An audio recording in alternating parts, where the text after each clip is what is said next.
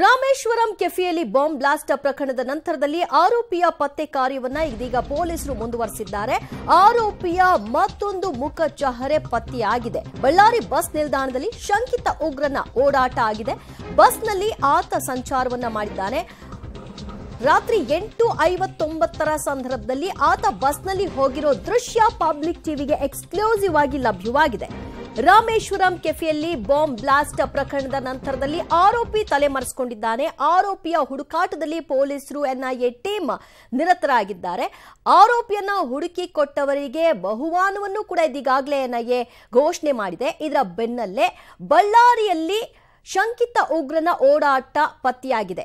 ಬಳ್ಳಾರಿಯ ಬಸ್ ನಿಲ್ದಾಣದಲ್ಲಿ ಆತನ ಸಂಚಾರ ಆಗಿರೋದು ಸಿಸಿಟಿವಿ ದೃಶ್ಯದಲ್ಲಿ ಸೆರೆ ಸಿಕ್ಕಿರುವಂತಹ ದೃಶ್ಯವನ್ನ ನೋಡ್ತಾ ಇದ್ರಿ.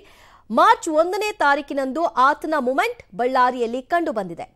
ಸೊ ರಾಮೇಶ್ವರಂ ಕೆಫೆಯ ನಂತರದಲ್ಲಿ ಬಾಂಬ್ ಬ್ಲಾಸ್ಟ್ ನಂತರದಲ್ಲಿ ಆತ ಬಸ್ಗಳಲ್ಲಿ ಹೋಗಿದ್ನಾ ಅಥವಾ ಪ್ರೈವೇಟ್ ಏನಾದರೂ ವೆಹಿಕಲ್ನ ಬಳಸ್ಕೊಂಡಿದ್ನ, ಯಾವ ಮಾರ್ಗವಾಗಿ ಹೋಗಿರಬಹುದು ಇತ್ಯಾದಿಯ ಒಂದು ಜಾಡನ್ನ ಹಿಡಿದು ಹೊರಟಂತಹ ಸಂದರ್ಭದಲ್ಲಿ ಬಳ್ಳಾರಿಯಲ್ಲಿ ಈತ ಮಾರ್ಚ್ 1ರ ರಾತ್ರಿ 8:59 ಸಂದರ್ಭದಲ್ಲಿ ಬಸ್ ನಿಲ್ದಾಣಕ್ಕೆ ಬಂದಿರುವಂತಹ ದೃಶ್ಯ ಲಭ್ಯವಾಗಿದೆ.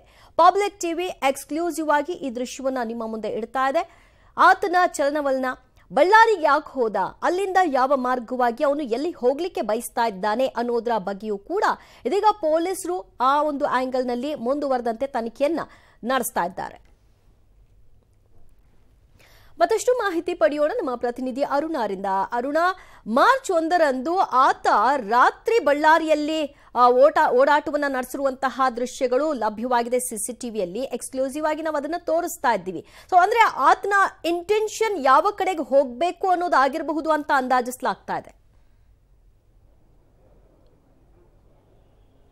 ಎಸ್ ದಿವ್ಯಜ್ಯೋತಿ, ರಾಮೇಶ್ವರಂ ಕೆಫೆಯ ಬಾಂಬ್ ಬ್ಲಾಸ್ಟ್ ದುರಂತ ನಿಜಕ್ಕೂ ಕೂಡ ಎಲ್ಲರನ್ನ ಕೂಡ ಬೆಚ್ಚಿ ಬೀಳಿಸಿದೆ.